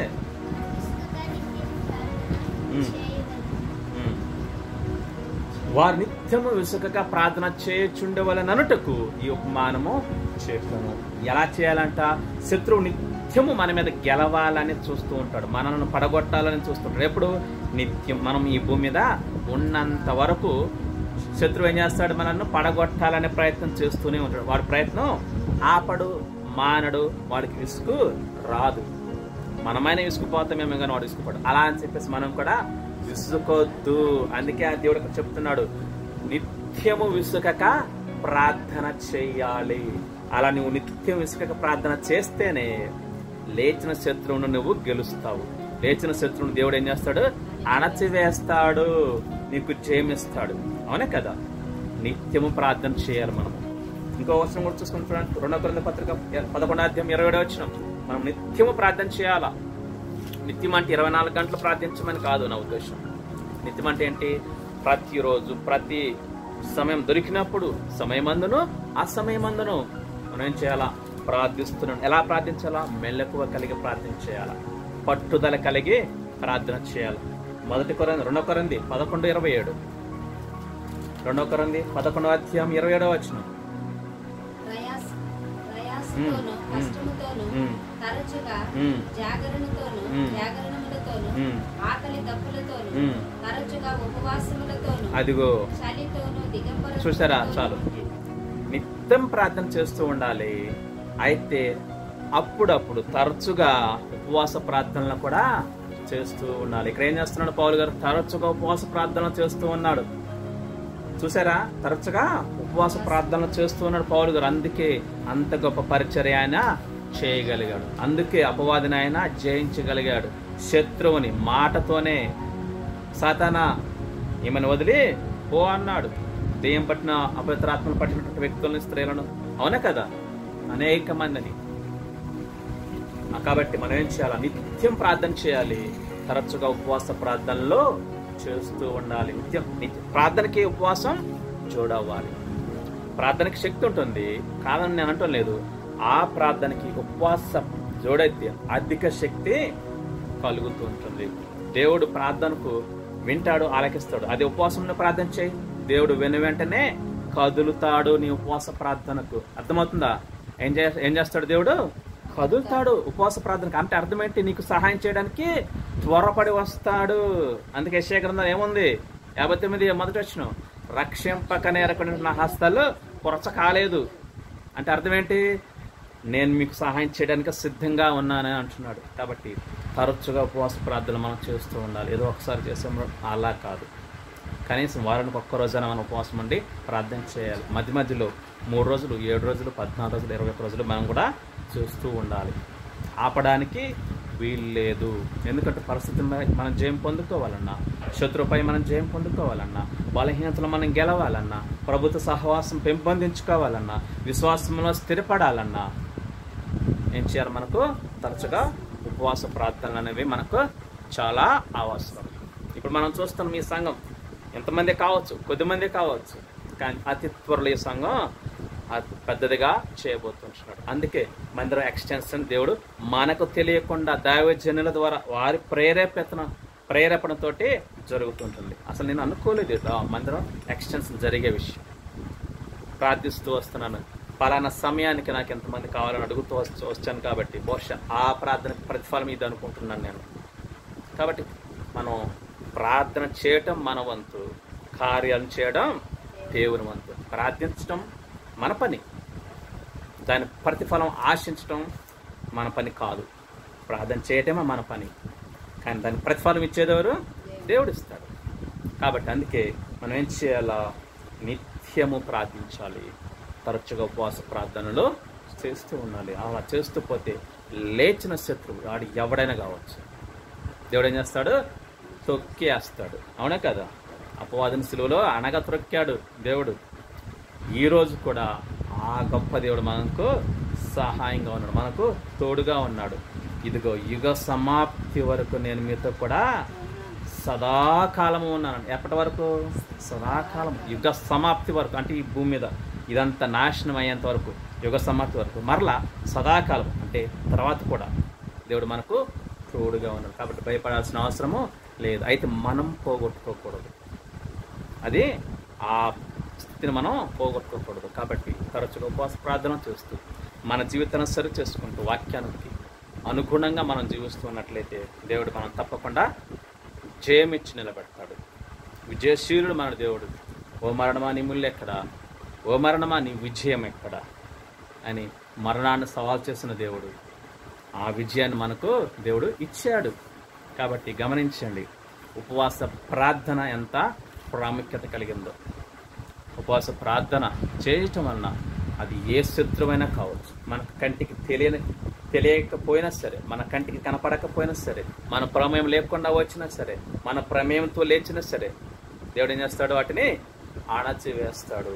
కాబట్టి ప్రభుత్వం మన నిత్యము ఉండాలి, ప్రభుత్వ సహవాసము ఉండాలి, ప్రభుకు లోబడి జీవించాలి.